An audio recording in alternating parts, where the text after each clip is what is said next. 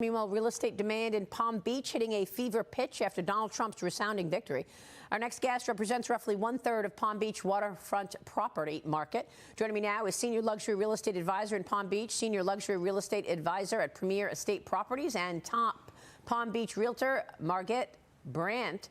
Margit, good to see you. Thank you so much for being here. You've been churning out lots of sales there in Palm Beach. How would you assess the market today?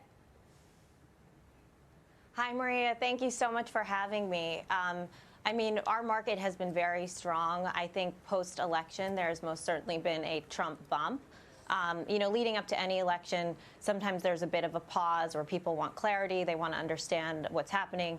But now with election clarity and with Trump in office, we have seen, even in the last week since the election, we've seen 100 million of properties go pending. We just put another 25 million pending yesterday. So the market has been strong, and specifically in the last week, strong. Now, Margit, you say Trump's Mar-a-Lago property is valued between $1 billion and $1.5 billion, and that it could fetch up to $2 billion with the elimination of deed restrictions. Trump bought that property for about $10 million back in 1985 and put millions into renovations. Margit, you listed this property in the past. You've also listed a property across the street for rent.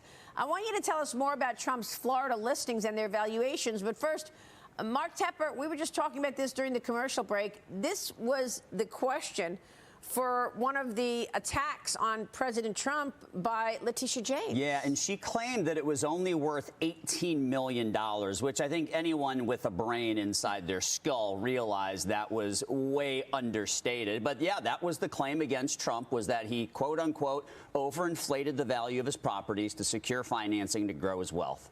I'd love to hear what this is actually worth. Exactly. You're in the business and you're valuing it at what? She said 18 million.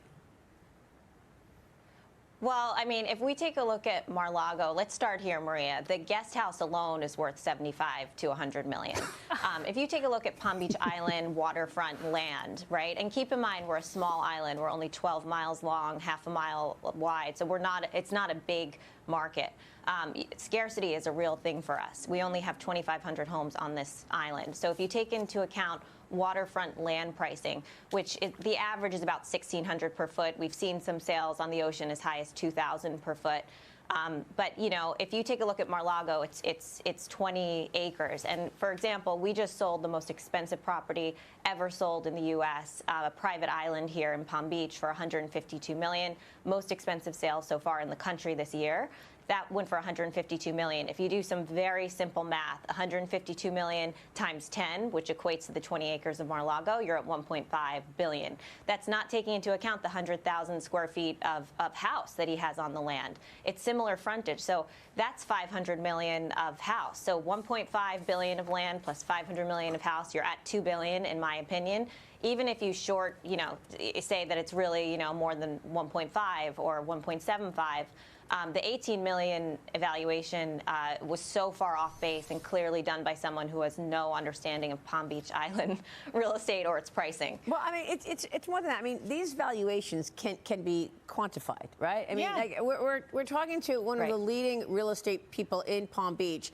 I mean, Letitia James could have gotten those numbers. She could have gotten those numbers. How does she get away with saying that he overstated it and it's actually worth 18 million? Well, let me just ask, what would have happened if Kamala Harris was in office and her unrealized capital gains went into effect? What would they value it? They value it 18 million or $1.5 billion? I'm wondering. Yeah. So that's a question for you, Margit. What about those unrealized gains taxes that Kamala Harris wanted to put in place and higher taxes? Would that have put a freeze on the market?